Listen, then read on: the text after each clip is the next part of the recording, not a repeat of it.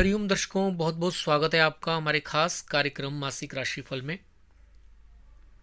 तुला लग्न तुला राशि के जातक जातिकाओं के लिए दिसंबर महीना कैसा रहने वाला है, इसकी चर्चा इस वीडियो के माध्यम से की जा रही है।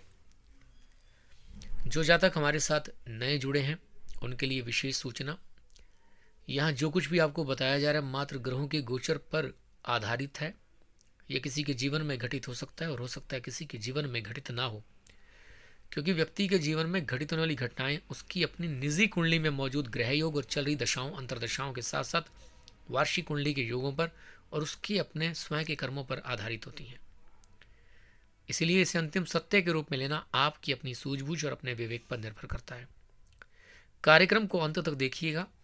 कुछ आपको टिप्स दिए जाएंगे, कुछ उपाय बताए जाएंगे इस महीने को आप कैसे अच्छा कर सकते हैं, और साथ ही साथ इस मास की लकी अनलकी डेट्स भी बताई जाएंगी। चलिए शुरू करते हैं।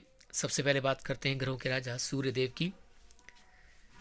सूर्यदेव 1 दिसंबर से 15 दिसंबर तक वृश्चिक राशि में रहेंगे। दूसरे भाव में सूर्यदेव की स्थिति एकादशेष होते हुए, यह स्थिति बहुत ही शुभ कही जा सकती है। हालांकि सूर्यदेव सेकंड हाउस में बैठकर आंखों से संबंधित, दृष्टि से संबंधित रोग आपको दे सकते हैं, लेकिन इनकम के हिसाब से, धन के हिसाब से आपको धन लाभ होने का योग बनेगा, निश्चित तौर पर बनेगा। तो धन संबंधी मामलों में आपको सफलता मिलने के योग बने हुए हैं। 15 दिसंबर से 31 दिसंबर तक धनु राशि में रहेंगे।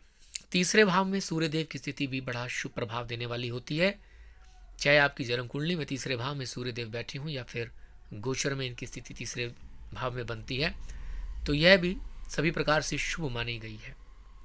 पराक्रम हिम्मत में वृद्धि के योग बनेंगे। आपके अपने पड़ोस में, आपके अपने छोटे भाई बहनों से आपको सुख प्राप्त होगा, उनके साथ आपके संबंध अच्छे होंगे। इनकम का योग, किसी सिद्धि की योग, किसी प्राप्ति का योग, कोई मॉनेटरी गेन के योग भी आपको आपके आस पड़ोस से, कोई आपके सहकर्मी अधीनस्थ कर्मचारियों से और आपके छोटे भाई बहनों के माध्यम से होते हुए दिखाई देंगे। तो यह ओवरऑल महीना सूर्यदेव आपको शुभ ही प्रभाव दिखाने वाले हैं। थोड़ा आईसेट को लेकर थोड़ी प्रॉब्लम बनती है, बाकी सब ठीक रहेगा। मंगल देव की अगर हम बात करें तो 1 दिसंबर से 5 दिसंबर तक तुला राशि में रहेंगे, जो कि लग्न स्थान पर बैठेंगे। मार्केश होते हुए बैठते हैं यहाँ पर, तो थोड़ा अपना सावधानी रखनी है आपने इस समय में। इनकी जो पहले तो गुस्सा क्रोध अग्नि से बचने का प्रयास करें। अपने पार्टनर्स के साथ, अपने जीवन साथी के साथ थोड़ा प्रेम से रहें, संयम से रहें। गुस्सा क्रोध अग्नि बिल्कुल ना करें, जल्दबाजी में कोई कार्य ना करें, नुकसान होने के योग बनेंगे। चतुर्थ भाव पर भी इनकी दृष्टि होगी और अष्टम भाव पर भी इनकी दृष्टि होगी, तो कहीं ना कहीं जल्दबाजी में फैसले नहीं लेने हैं, जिससे परिवार कुटुंब में भी कलह कलेश का वातावरण बन सकता है। अपने जीवन साथी के साथ भी बन सकता है और पार्टनर्स के साथ बन सकता है, और जो पार्टनर्स का कुटुंब है यानी कि आपका ससुराल पक्ष है, वहाँ भी यह योग बनता हुआ नजर आएगा। मतलब उनके साथ भी कोई मनमुटाव, अलगाव की स्थितियां बन सकती हैं, थोड़ा ध्यान रखिएगा।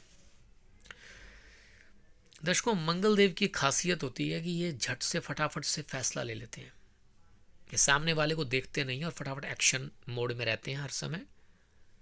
दूसरी तरफ जो शनिदेव रहते हैं वो धीरे धीरे करने वाले होते हैं, बहुत स्लो, और ये फटाफट। तो थोड़ा सा पेशेंस आपको रखना होगा। आगे बढ़ते हैं।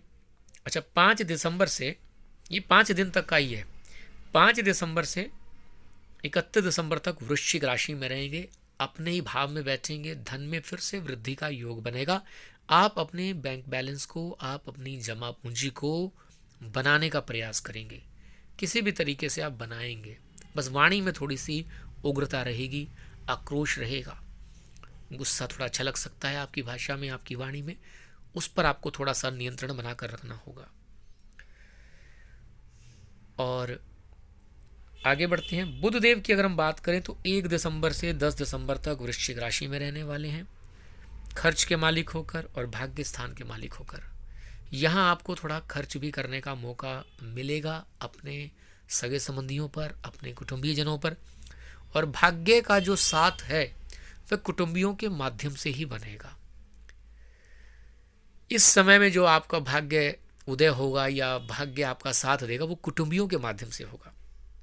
आगे बढ़ते हैं दर्शकों, 10 दिसंबर से 31 दिसंबर तक धनु राशि में इनकी स्थिति होगी।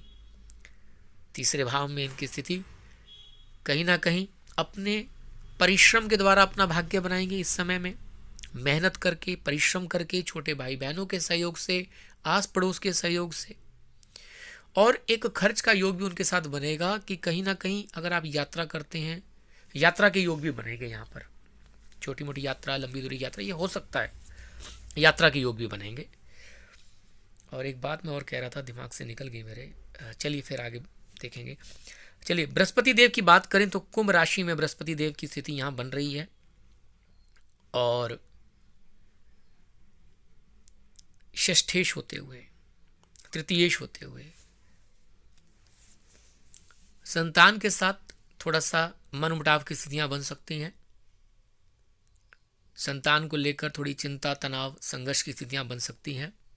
अपनी एजुकेशन को लेकर अभी यह स्थितियां बनती हुई नजर आएंगी। थोड़ा सा जो हायर एजुकेशन ले रहे हैं उनको थोड़ी परेशानी हो सकती है, तो मेहनत ज़्यादा करें तो ज़्यादा अच्छा रहेगा। शुक्रदेव 1 दिसंबर से 8 दिसंबर तक धनु राशि में रहेंगे। यात्रा की तरफ झुकाव ज़्यादा रहेगा, कम्युनिकेशन के साधनों की तरफ आपका झुकाव ज़्यादा रहेगा। आप खुद भी थोड़ा सा मतलब ट्रैवलिंग जोन में रहना पसंद करेंगे, कुछ ना कुछ करते रहेंगे, फ्री नहीं बैठेंगे बिल्कुल भी। छोटे भाई बहनों के साथ समय व्यतीत करने का योग बनेगा, सोशल गैदरिंग में जाने का योग बनेगा। और इसी के साथ दर्शकों 8 दिसंबर से 31 दिसंबर तक मकर राशि में रहेंगे। भूमि, प्रॉपर्टी, मकान, वाहन के सुख बढ़ते हुए नजर आएंगे। कहीं ना कहीं आप अपने घर में कुछ ऐसी चीज़ें लेकर आएंगे जिससे आपकी लग्जरी बढ़ सकेगी, आपका आराम, सुख, चैन, वैभव बढ़ सकेगा। जितने भी वैभव को बढ़ाने वाली चीज़ें हैं वो घर में आ सकती हैं, तो यह भी समय शुभ रहेगा। एक योग और भी बना हुआ है कि पैतृक धन से, विरासत के माध्यम से, ससुराल पक्ष से भी कुछ भूमि, प्रॉपर्टी, मकान, वाहन मिलने का योग दिखाई देता है। यदि आपकी जन्म कुंडली में यह योग है तो इस समय में निश्चित कोई बात बन सकती है। शनिदेव मकर राशि में रहने वाले हैं, अगेन अपनी ही राशि में बैठे हुए हैं। थोड़ा माता के स्वास्थ्य का आपने ध्यान रखना है। सगे संबंधियों के साथ जो अपनी रिलेशनशिप है उसको अच्छा रखने का प्रयास करना है दर्शकों। और इसी के साथ कंस्ट्रक्शन होने के योग बन सकते हैं। यदि किसी ने अपना मकान लिया हुआ है, वह बनाना चाहता है, मतलब जगह ली हुई है, भूमि ले रखी है और उस पर कुछ कंस्ट्रक्शन करना है, तो यह समय है, इस समय आप कर सकते हैं। राहु महाराज वृषभ राशि में रहेंगे। अष्टम भाव में इनकी स्थिति गुप्त शक्तियों को देने वाली होती है, कुंडली के जागरण के लिए बड़ी सहायक होती है। और कहीं ना कहीं पैरानॉर्मल एक्टिविटीज़ में आप पार्टिसिपेट करते हुए नजर आ सकते हैं। थोड़ा सा ये समय रहेगा, इस समय आप जो करना चाहें कर सकते हैं, गुप्त शक्तियाँ जागृत कर सकते हैं। धोखे, चीटिंग से बचने का प्रयास करना है। सेकंड हाउस में केतु देव की स्थिति, यह कहीं ना कहीं आपकी वाणी के अंदर थोड़ा दोष उत्पन्न कर सकते हैं। आपको अपनी वाणी पर नियंत्रण बनाए रखना होगा। गलत भाषा का प्रयोग करते ही धन जाने का योग बनेगा। दांतों में कोई प्रॉब्लम होती है, मुंह में कोई प्रॉब्लम होती है तो भी धन जाने का योग बनेगा। आई साइट को लेकर भी कहीं डॉक्टर के पास जाना पड़ सकता है, विजिट करनी पड़ सकती है, ऐसा इसमें योग दिखाई दे रहा है थोड़ा सा कहीं। चलिए, या मूड बन सकता है कि अपनी आई साइट ही चेक करा लें। दर्शकों, अब बात करते हैं इस मास की शुभ तारीखों के बारे में। ये तारीखें आपके लिए लकी हो सकती हैं, शुभ हो सकती हैं। वह तारीखें हैं 1, 14, 15, 16, 19, 20, 21, 22, 23, 24, 25, 29 और 30 दिसंबर।